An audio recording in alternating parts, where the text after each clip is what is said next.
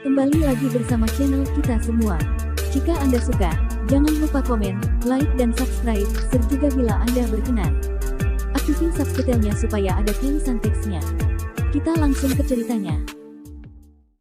Perintah Kaisar Naga, Bab 5153-5155.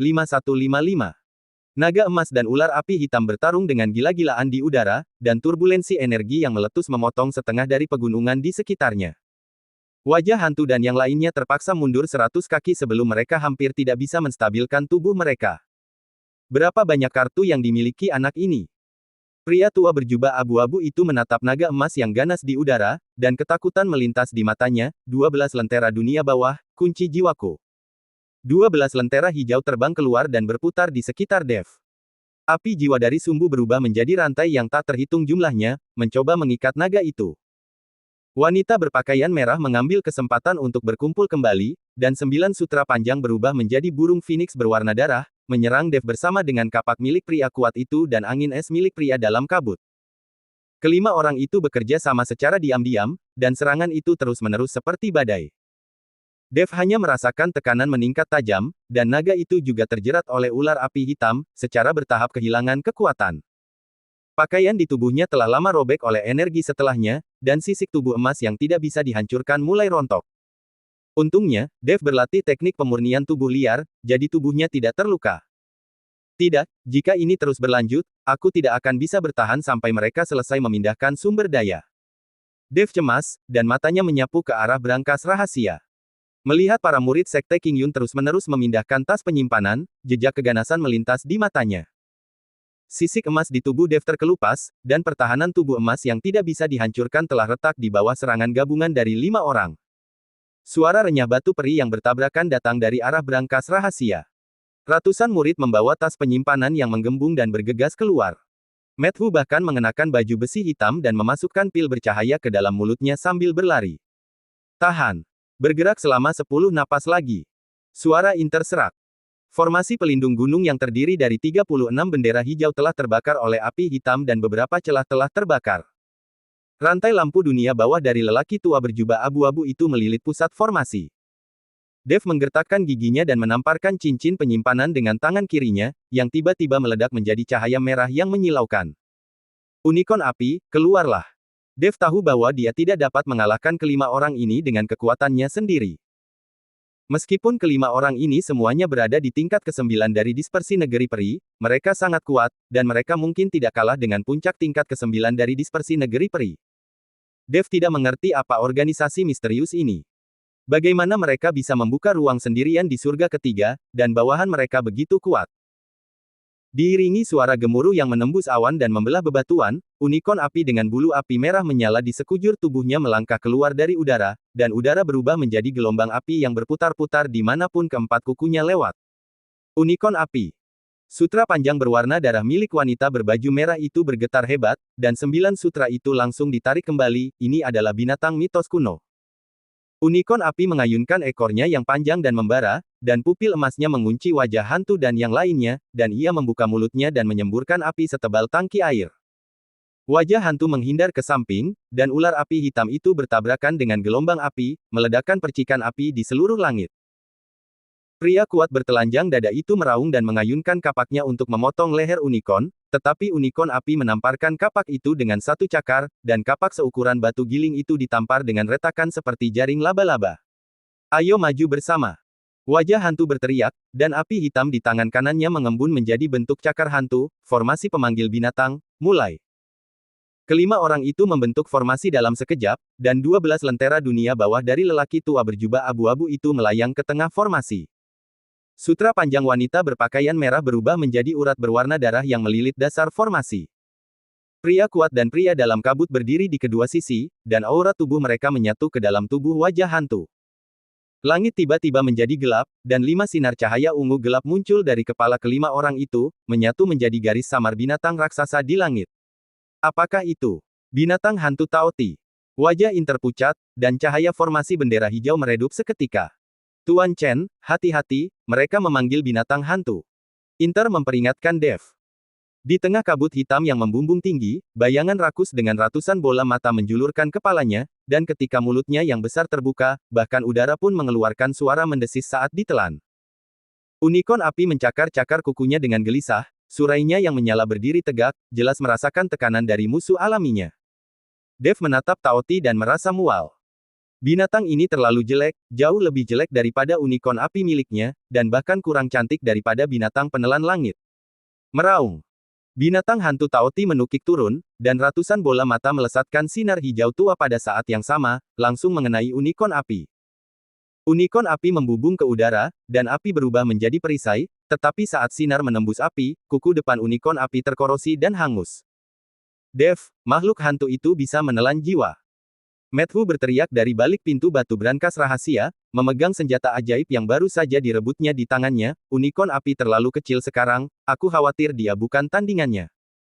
Hati Dev hancur, dan dia mengayunkan pedangnya untuk menebas binatang hantu Taoti, tetapi energi pedang emas menghilang saat menyentuh kabut hitam. Hahaha. Tawa wajah hantu berasal dari kabut, tidak ada gunanya. Taoti melahap segalanya, kau dan binatang buasmu pasti mati. Unicorn api meraung kesakitan, dan api di tubuhnya meredup secara signifikan. Luka yang terkena sinar Taoti layu dengan kecepatan yang terlihat oleh mata telanjang. Melihat ini, Dev menggigit lidahnya dan meneteskan darahnya ke pedang tebasan naga, tebas.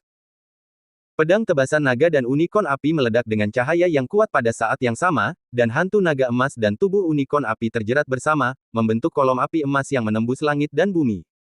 Kekuatan melahap binatang hantu Taoti untuk sementara ditekan, dan ratusan bola mata meledak satu demi satu. Mencari kematian.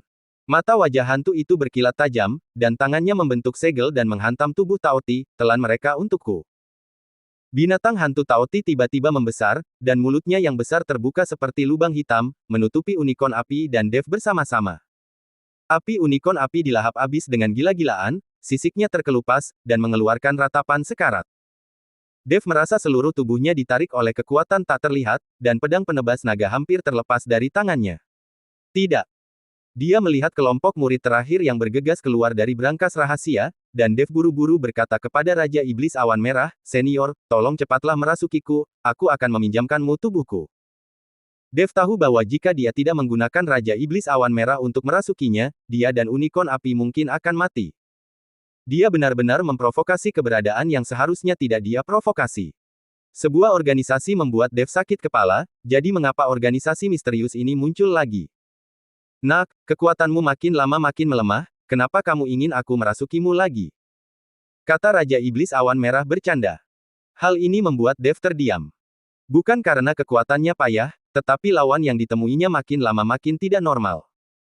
Awalnya dia tak terkalahkan di surga ketiga, siapa sangka dia akan memprovokasi organisasi misterius seperti itu. Berhenti bicara omong kosong. Katakan saja padaku, apakah kau akan membantu atau tidak? Jika aku mati, jangan lupa bahwa jiwamu juga akan hancur. Kata Dev dengan sedikit tidak senang. Please deh, bagaimana mungkin aku tidak membantu? Setelah mengatakan ini, Raja Iblis Awan Merah langsung merasuki tubuh Dev. Dan saat ini, tekanan mengerikan muncul dari tubuh Dev.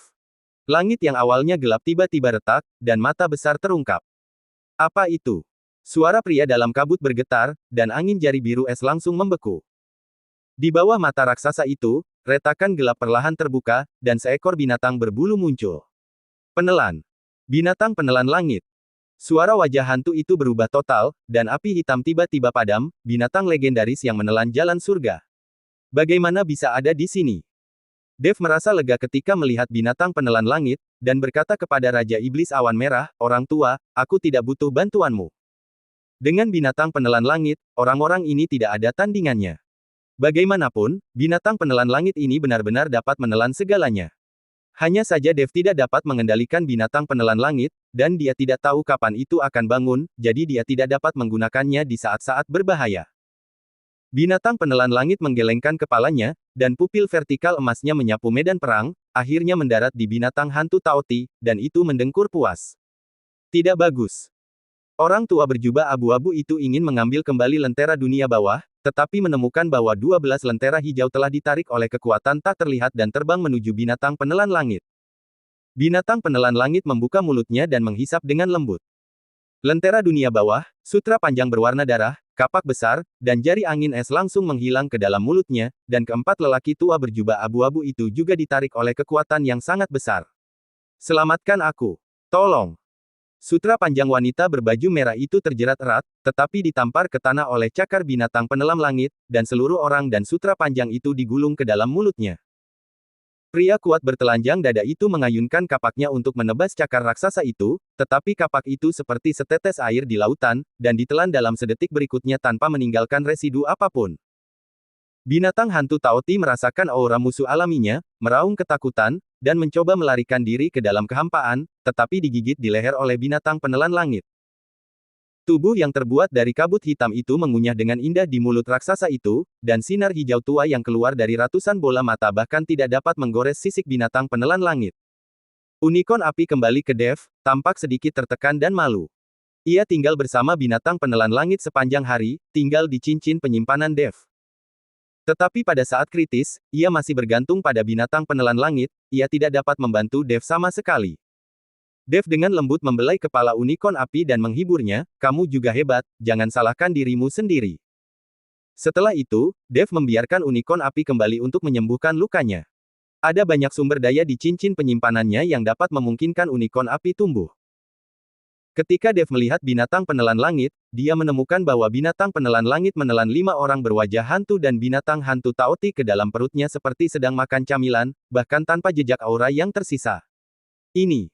Inter bersandar pada bendera hijau yang rusak, wajahnya penuh ketidakpercayaan, tingkat ke-9 dispersi negeri Peru.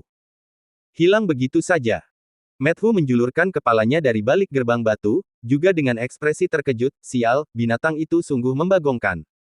Tuan Hu, bicaralah dengan baik, dia bisa mengerti, hati-hati, dia bisa memakanmu. Dev menakuti Matthew. Matthew sangat takut sehingga dia dengan cepat menundukkan kepalanya. Binatang penelan langit bersendawa dan berubah menjadi bola cahaya keemasan, kembali ke cincin penyimpanan Dev. Dunia kembali sunyi, hanya menyisakan api yang tersisa di reruntuhan istana bayangan darah dan suara para murid yang memindahkan sumber daya di kejauhan. Dev tidak bisa berkata-kata. Binatang penelan langit ini memang hebat, tetapi dia tidak bisa berkomunikasi dengannya. Akan lebih bagus jika bisa patuh. Senior, tungganganmu jauh lebih hebat. Kata Dev. Omong kosong, aku hanya punya sedikit jiwa yang tersisa.